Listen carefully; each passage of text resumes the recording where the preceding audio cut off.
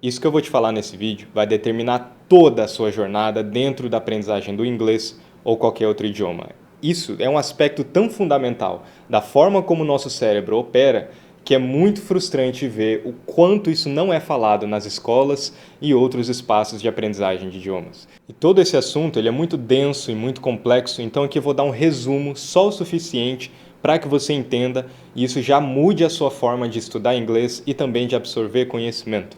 Então, eu estou falando aqui da forma como o cérebro aprende e cria comportamentos e é reforçado pelos comportamentos. Ou seja, tem a ver com o sistema de recompensa lá no núcleo accumbens e também o assunto principal aqui é o reforço positivo e o reforço negativo e como eles se aplicam dentro da jornada da aprendizagem de idiomas.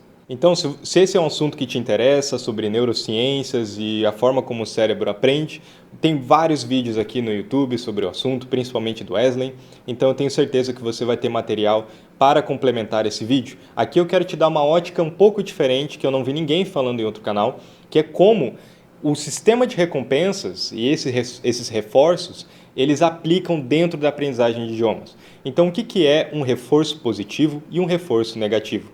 Dentro de todo o nosso comportamento, ele tem um resultado, certo? Ou seja, toda ação que eu faça, ela vai ter uma consequência. Essa consequência pode ser positiva ou negativa. Então imagina que você está numa sala de aula, você faz uma pergunta que para você é uma pergunta totalmente legítima, mas os seus colegas eles acham graça e começam a rir da sua pergunta. Isso é um reforço negativíssimo para você perguntar de novo. Ou seja, da próxima vez que você for fazer uma pergunta dentro da sala de aula, você já tem um repertório comportamental negativo.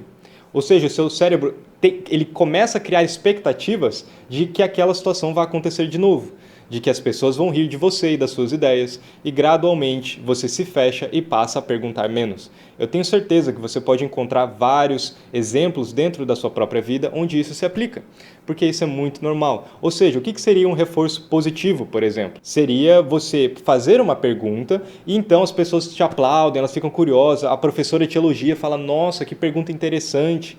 Isso é um reforço positivo, isso te motiva a fazer mais perguntas, a ter mais contato com a aula, entre outras coisas.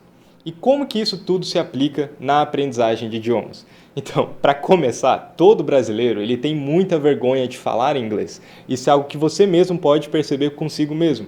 Eu tive essa experiência também. Eu tinha um reforço negativo que era, toda vez que eu queria conversar em inglês com algum colega ou algum amigo, eles meio que falavam assim, por que você está falando inglês? Nós somos brasileiros, você fica pagando pau para gringo, não sei o quê. Isso é um reforço negativo, porque isso não me motiva a aprender o inglês. E pior, na verdade, isso cria para o meu cérebro uma imagem de que os meus esforços para falar inglês foram negativos, foram ineficientes, eles não tiveram um bom resultado. Ou outra, você passa mó tempão estudando inglês, estudando gramática, só para fazer uma prova, ou então para tentar ter uma conversa e aí você não consegue. Esse seu sentimento de insatisfação ao não conseguir falar inglês é justamente o que gera o reforço negativo. Então, dentro de uma aprendizagem de idiomas, o que a gente precisa é alavancar o reforço positivo e diminuir o reforço negativo. Então, trazendo um pouco para a minha realidade aqui da forma como eu aprendi inglês. Na época, eu tinha muitos reforços positivos. Então, por exemplo, eu tentava imitar a voz de um personagem de um jogo em inglês. E eu tendo esse resultado, eu conseguindo falar que nem aquele personagem, isso era muito reforço positivo para mim. Porque fazia sentido, eu achava muito legal. Então, isso me motivava a aprender e estudar mais o inglês. Entende?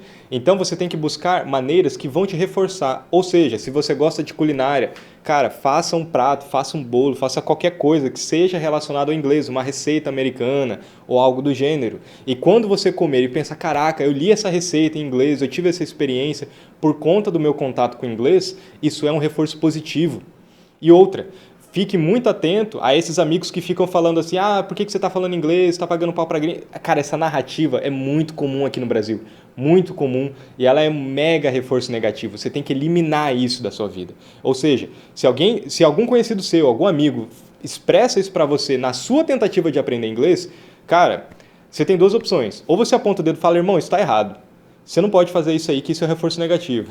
Ou você simplesmente não comenta mais com ele, não tenta expressar os seus desejos para ele, entende? Você tem que buscar reforços positivos, coisas que você goste, coisas que você pode se expressar dentro do inglês que vai te trazer satisfação.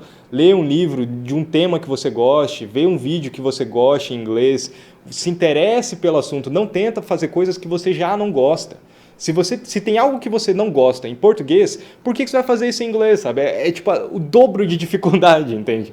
Então, é isso que eu falo sobre o universo simbólico. Coisas que você pode fazer na prática. Vamos lá. Depois de estudar inglês, se presenteie com alguma coisa, sabe? Tipo, come um docinho, sei lá, faça alguma coisa que você goste. Se presenteie, se recompense pelas suas tentativas. Se esforce e seja recompensado pelos seus esforços. Não deixe ninguém falar para você que não está valendo a pena o seu esforço. Pelo contrário, tente dar mais atenção aos reforços positivos, porque isso vai fazer com que o mecanismo do seu cérebro opere ao seu favor. Gente, esse conceito de reforço positivo e negativo, não é um conceito, na verdade, é algo muito bem estabelecido dentro da neurociência. Você entender isso aqui e aplicar para a sua jornada de idiomas pode fazer com que você economize muitos e muitos anos de aprendizagem e dinheiro. Porque o reforço positivo não só te motiva a aprender mais o idioma, mas como ele também estabelece melhor as relações ali dentro dos engramas, que são as nossas memórias, os nossos conhecimentos. Ou seja, você aprende mais, você consegue lembrar mais. Então, esse é desse nível o impacto que é. Então, outro exemplo, se você tentou se expressar em inglês, alguém fez piada da sua pronúncia. Se você tentou falar inglês e alguém riu que você não conseguiu falar aquela palavra da forma certa, reforço negativo. Isso te desmotiva a aprender. Você não pode deixar que isso te afete. Cara, tem que se blindar mesmo e entender que aquilo não condiz com a realidade. Alguém zoar, alguém fazer piadas das suas pronúncias, da forma como você fala a palavra e se expressa dentro do inglês ou qualquer outro idioma, não pode acontecer. Você não pode deixar isso te afetar. Pelo contrário, cara, busque pessoas que vão falar, cara, que legal que você está se esforçando, eu consigo ver o seu progresso.